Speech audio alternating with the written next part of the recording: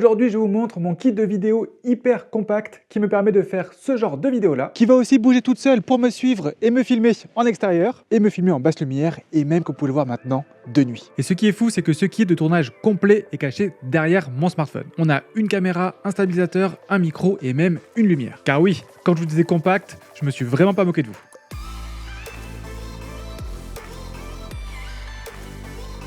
Et on va commencer par parler de la caméra et le stabilisateur qui sont un seul et même produit, à savoir le DJI Osmo Pocket 3. Et après 6 mois d'utilisation, c'est la caméra que j'utilise le plus quand je ne suis pas au studio. Comme vous avez pu le voir, elle est vraiment super compacte et en plus elle est stabilisée sur 3 axes, mais il y a aussi plein d'autres bonnes raisons. Déjà la qualité vidéo est bonne peu importe les conditions de lumière et ça c'est hyper important. Et donc que ce soit par exemple ici au studio où la lumière est bien contrôlée, pas de souci. En extérieur où le HDR est aussi au rendez-vous, ou alors en basse lumière où son grand capteur pour une si petite caméra fait des merveilles. La plupart du temps, je laisse tous les paramètres en automatique et j'ai rarement été déçu par les choix qu'a fait la caméra. Et le message que j'aimerais vous faire passer dans cette vidéo, en particulier si vous faites de la création de contenu pour vous-même, donc si vous vous filmez vous-même, avant même la qualité vidéo, pensez bien à la praticité et la facilité d'utilisation. Parce que oui, par exemple, l'image est plus jolie avec ma caméra à 3000 € qu'avec la petite DJI Pocket 3 à 500. Sauf que cette caméra-là, à l'extérieur, c'est juste une tannée parce que déjà, c'est lourd, il y a plein de réglages à faire parce qu'en automatique, c'est vraiment pas terrible. Et surtout, c'est encombrant et c'est un gros truc devant moi. Par exemple, je me verrais pas du tout vlogger dans la rue avec un gros setup comme ça, alors qu'avec celui-ci, j'y arrive sans problème. La petite DJI attire beaucoup moins l'attention, en plus elle est stabilisée, donc c'est stable quoi qu'il arrive. J'ai l'écran en dessous pour avoir mon retour vidéo. Et surtout, une fois que j'ai terminé d'enregistrer, j'ai juste à appuyer sur le bouton ici. Je tourne l'écran. Elle s'éteint toute seule. Je la range dans ma poche et c'est bon, c'est fait. Autre fonction très sympa lorsqu'on se filme, c'est la possibilité de se traquer. Tout ce que j'ai à faire, c'est appuyer 3 fois ici sur le bouton pour faire tourner la caméra. Elle me voit. J'ai juste à me recadrer un petit peu. Donc, généralement, je baisse un petit peu la caméra pour vraiment être en haut de l'image. Et maintenant, dès que je fais des mouvements, elle va me suivre. Et de cette façon, on va vraiment pouvoir capter l'attention très facilement. Mais ça m'est aussi beaucoup utile en paysage lorsque je veux tourner et lorsque je veux bouger. Par exemple, récemment, j'ai fait toute une vidéo entière avec cette caméra-là, à l'extérieur d'ici pour une tondeuse robot, et j'ai pu bouger dans mon jardin, montrer des trucs, sans avoir besoin d'avoir quelqu'un derrière la caméra. La caméra me traquait, toute seule. Je pouvais bouger, montrer des trucs, revenir à mon point de départ. Dernière fonction très bien pensée, je trouve, c'est le coup de l'écran rotatif. Donc là, l'écran est en paysage, donc ça va me filmer en paysage. Si jamais je le passe comme ça en vertical, et donc là, je peux me cadrer très facilement aussi pour du vertical. Bon, après, bien sûr, en 6 mois d'utilisation, j'ai quand même repéré quelques défauts. Déjà, en mode vertical, ce qui est un petit peu dommage, c'est que l'image, elle est croppée. Donc vous n'avez pas vu la nacelle qui est en train de tourner ici. En fait, je me demande pourquoi est-ce qu'elle ne se met pas comme ça ici. Parce que là, ça nous permettrait, en mettant du coup la nacelle comme ça, d'avoir toujours la stabilisation comme ça et comme ça, mais surtout de pouvoir continuer à utiliser tout le capteur. C'est vraiment comme pour un téléphone, hein. Si on le filme comme ça filme en paysage, si on le filme comme ça filme en vertical. Là, ce serait pareil ici. Ensuite, ce que je trouve très dommage, c'est qu'on n'ait pas de fixation pour trépied juste en dessous. Non, on a le port USB-C et on est obligé d'avoir un accessoire en plus pour pouvoir la brancher à un trépied. On a besoin de ce petit accessoire-là qu'on va venir brancher comme ça. Et là, on retrouve la fixation de trépied juste ici et le port USB-C est maintenant ici. Pourquoi est-ce qu'on n'a pas mis le port USB-C ici et la fixation de trépied direction sur la caméra? Je trouve ça un petit peu dommage. Autre chose aussi que je trouve très dommage, c'est que ce petit truc qu'on va rajouter en plus, il n'est pas parfaitement plat, ce qui fait que certes la caméra va tenir debout comme ça, mais au moindre coup de vent ou à la moindre vibration juste à côté, la caméra tombe. Alors que si j'avais fait un truc au moins bien plat, ça aurait été beaucoup plus stable. Autre chose un petit peu dérangeant aussi à l'usage, c'est que je trouve que l'emplacement micro SD est quand même assez mal foutu. Enfin, c'est compliqué à aller chercher sa carte mémoire là-dedans. Au final, à l'usage, moi je préfère la brancher directement en port USB-C, directement à mon ordinateur. Ça s'ouvre comme un lecteur de carte et je peux récupérer mes fichiers tout seul. Tiens d'ailleurs, lorsqu'on le branche à un ordi, la caméra nous propose de fonctionner soit en termes de lecteur de carte, soit en mode webcam. Et malheureusement, avec Teams sur Mac, j'ai eu beaucoup de mal à la faire fonctionner. Ça a marché les premiers temps et là, ces derniers temps, c'est juste une horreur. Et enfin, et c'est surtout comparé à des caméras d'action, elle est fragile. Parce que déjà, elle n'est pas étanche et en plus, cette nacelle là ici, vu que tout est motorisé, ça va forcément être beaucoup plus fragile qu'une caméra d'action où tout est compact et tout est dedans. Petit aparté parce que je ne voulais pas en parler spécialement aujourd'hui, mais si vous cherchez une caméra d'action qui est hyper compacte, clairement partez sur la 1.560 Go 3, je vous ai fait une vidéo dédiée sur ce produit-là. Moi, c'est juste ma caméra d'action préférée parce que celle-ci, on peut la mettre partout, elle est hyper bien stabilisée, elle est étanche aussi. Voilà, c'est vraiment juste une petite merveille cette caméra-là, elle est hyper pratique aussi.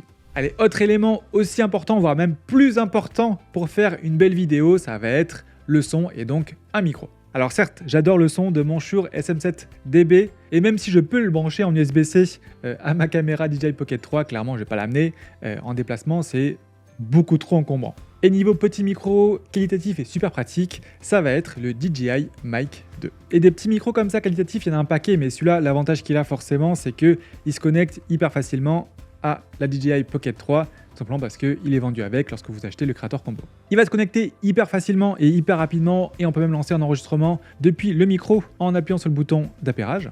Autre fonction super sur ce micro-là, c'est qu'il possède son propre stockage, c'est-à-dire qu'on va pouvoir aussi enregistrer de la voix directement sur le micro en interne. Et là où il va encore plus loin que la génération précédente, c'est qu'il peut enregistrer le micro en qualité de 32 bits à virgule flottante. Tout simplement, ça va être hyper utile si jamais vous n'êtes pas sûr du gain à apporter au micro. En fait, ça va être très compliqué, voire quasiment impossible de faire saturer un micro qui enregistre en 32 bits. Dans la pratique, ça veut dire que vous allez pouvoir récupérer des sons très très bas, donc par exemple des murmures, mais aussi si jamais vous criez dans le micro, c'est pas grave, ça va pas saturer. Bon, bien sûr, si vous écoutez l'enregistrement tel quel, vous allez entendre ces différences de niveau, mais vous allez pouvoir au montage équilibrer tout ça très facilement. Et ce qui est super pratique, et moi je l'ai configuré comme ça, c'est que de base, donc le micro va envoyer le son à la caméra, cette fois-ci en 24 bits, mais il va en plus enregistrer en 32 bits. Donc ça fait que là-dessus, on va voir sa piste de secours. Et donc si jamais au montage, vous vous rendez compte que « Ah mince, là j'ai parlé trop fort » et du coup le son sature, vous récupérez la piste de secours qui est là-dessus, vous la synchronisez et comme ça vous pourrez réajuster l'audio. Pour l'extérieur, il est aussi fourni avec sa petite bonnette anti-vent. Hop, qu'on va clipser comme ça. Allez, je vais faire un petit test tout de suite. Je lance l'enregistrement en appuyant ici. Et comme vous pouvez l'entendre, le son est aussi vraiment très très bon. Bon, certes, on n'est pas au niveau de ce micro-là, mais bon, le micro tout seul vaut plus cher que la caméra plus le micro ici. Mais on a un son qui est vraiment totalement exploitable. Et comme je vous dis, j'ai fait toute une vidéo avec ce combo caméra plus ce micro-là, et ça fonctionnait vraiment super bien. Et enfin, sur ce micro-là, on aura aussi une entrée jack pour pouvoir brancher un micro-cravate si vous voulez planquer ce petit boîtier-là. Et la discrétion, c'est une excellente transition pour parler justement des défauts de ce micro-là. Et le premier, c'est pourquoi est-ce que DJI a mis autant de logos aussi visibles partout? Ils se sont débrouillés pour que peu importe la façon dont on va fixer le micro sur soi, on voit un logo DJI et de façon très visible. Tout ça pour vous dire que le seul moyen de ne pas voir les logos DJI, c'est d'utiliser un micro-cravate et c'est un petit peu dommage. Alors je comprends que la marque ait envie de montrer qu'on utilise ce produit, mais voilà, faites ça par exemple peut-être comme Shure ici. Là il y a le logo Shure, mais noir sur noir, ça va, au moins c'est discret.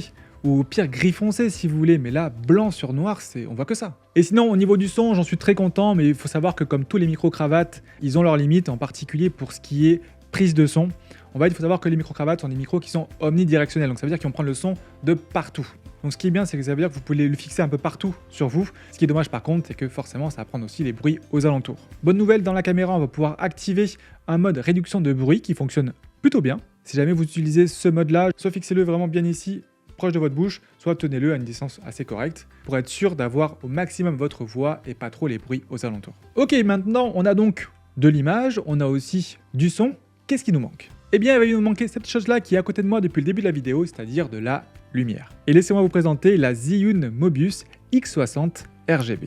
Ce produit-là, je pense que c'est le plus difficile à miniaturiser parce qu'on est sur une vraie lampe de studio d'une puissance de 60 watts. On a vraiment un format qui est tout petit, vous voyez, par rapport à mon S24 Ultra, c'est minuscule, bon bien sûr c'est plus épais, mais elle reste quand même extrêmement puissante. En plus de pouvoir la transporter très facilement, avoir un si petit format, ça permet aussi de pouvoir la fixer et la cacher un petit peu partout. Autre très gros point fort de ce produit-là, et qui est très rare sur toutes les gammes de lumière de ce style-là, c'est qu'on peut l'alimenter de 3 façons différentes.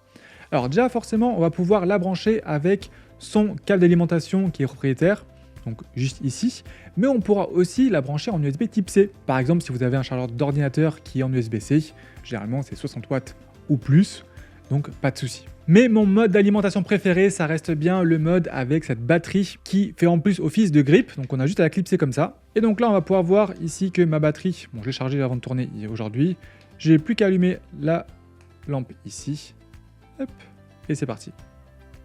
Bien sûr, je vais éviter de vous éblouir tout le reste de la vidéo. Voilà, je me mets là à 1% et je vais la mettre en face de moi, comme vous allez pouvoir le voir. Voilà, c'est pas une petite lumière, hein. Là, je suis à 1% et je le tiens à bout de bras ici. On voit clairement que ça m'éclaire pas mal, hein. Et donc, dans cette configuration-là, si par exemple je veux me faire une lumière arrière, j'ai juste à la poser derrière moi. Hop, je vais la mettre par exemple à 50% ici. Tac, juste la poser sur le bureau derrière moi. Et là, donc, du coup, ce qui est bien, c'est qu'on a débouché les lumières ici donc sur le mur. J'ai une petite lumière qui est juste ici derrière moi, qui c'est très sympa parce que ça va pouvoir me permettre de me détacher de l'arrière-plan. Voilà. Et tout ça, juste sur batterie, j'ai juste eu à poser la lumière voilà, est juste derrière moi ici. Et on a un effet qui est très sympa sur ma silhouette. Autre fonction aussi qui est hyper pratique, c'est qu'elle est RGB. Donc on va pouvoir l'allumer de toutes les couleurs qu'on veut. Par exemple, moi ici, j'aime bien éclairer l'arrière-plan ici en bleu. Donc je vais la retourner et je vais la mettre en bleu. Cette fois-ci, au lieu de la mettre comme ça, je vais plutôt la mettre comme ça. Vraiment que ça éclaire un petit peu tout ici. Et voilà ce que ça donne. Donc là, ça donne une petite ambiance sympa à mon arrière-plan avec ce bleu en plus des lumières qui sont en orangé derrière mon écran juste ici. Dernière chose assez marrante, c'est qu'on a aussi des scènes prédéfinies, donc on va pouvoir par exemple faire varier la lumière comme par exemple une sirène. On aura aussi un mode éclair par exemple qui va simuler un orage. Voilà, il y a vraiment moyen de s'amuser beaucoup avec cette lumière là et surtout je vous rappelle elle est hyper compacte. Et ce qui est bien c'est que dans le pack elle vient aussi avec ce petit dôme là, donc on va avoir à la fois un tout petit bol, donc c'est quelque chose qui va me permettre de concentrer un peu plus la lumière et en même temps le petit réflecteur ici pour pouvoir diffuser la lumière, pour pouvoir faire une lumière qui est moins forte. On va pouvoir mettre le petit réflecteur juste ici comme ça. Je vais remettre un petit peu de lumière, et là donc ce sera beaucoup plus diffus. Donc là du coup j'ai bien ma caméra en face, là j'ai la petite lumière ici, Zhiyun ici. Donc comme vous pouvez le voir, à la base derrière c'est ma lumière de studio, donc c'est vraiment un truc immense.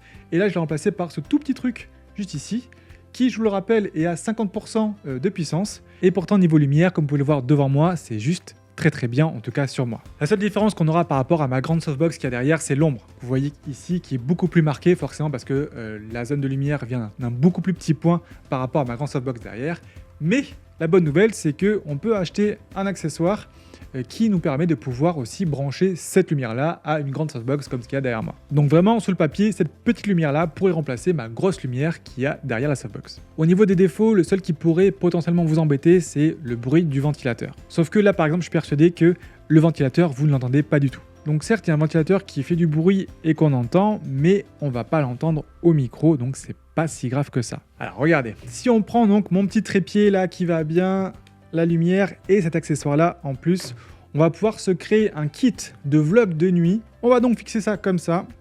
Pour la DJI, on va prendre cette petite pince ici que je vais venir pincer juste là et je vais pouvoir visser ici ma petite attache. Ce qui va me permettre de pouvoir maintenant ici fixer ma caméra.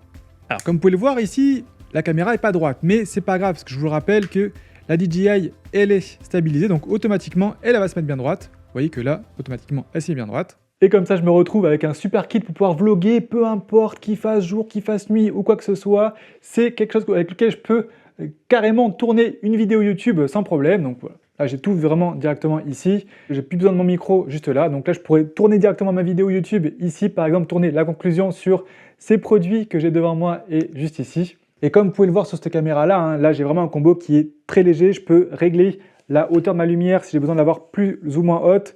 J'ai forcément la caméra qui me suit ici qui en plus est stabilisée, donc même si je bouge, il n'y a pas de souci là-dessus, je suis toujours très bien éclairé. J'ai le tout qui fonctionne sur batterie, c'est juste hyper pratique. En tout cas, c'est juste vraiment trop bien, je peux bouger sans problème, je suis toujours bien éclairé, même si je mets la lumière un petit peu au-dessus, là c'est peut-être un petit peu mieux, voilà. En main, forcément, ça fait son poids, mais c'est quand même un setup qui est moins lourd que ma caméra seule. Donc là-dessus, j'ai la caméra, c'est stabilisé, et en plus, j'ai ma lumière par-dessus. Donc on a vraiment un setup que je pourrais juste poser ici, comme ça devant moi, hop, et faire ma vidéo comme je l'ai faite sur la caméra qui est juste derrière ici. Ben, je pourrais la faire directement avec cette caméra là, avec une image qui, vous serez d'accord, hein, est quand même vraiment hyper propre, alors que j'ai un setup qui est juste hyper compact et que je peux prendre comme ça dans ma main et partir avec. Et donc voilà, ça c'était mon setup ultra compact pour tourner des vidéos. Bien sûr, hein, si jamais il y a un de ces produits qui vous intéresse, je vous mets tous les liens directement en description. Mais n'oubliez pas, le message que je voulais vraiment vous faire passer dans cette vidéo-là, c'est avant d'investir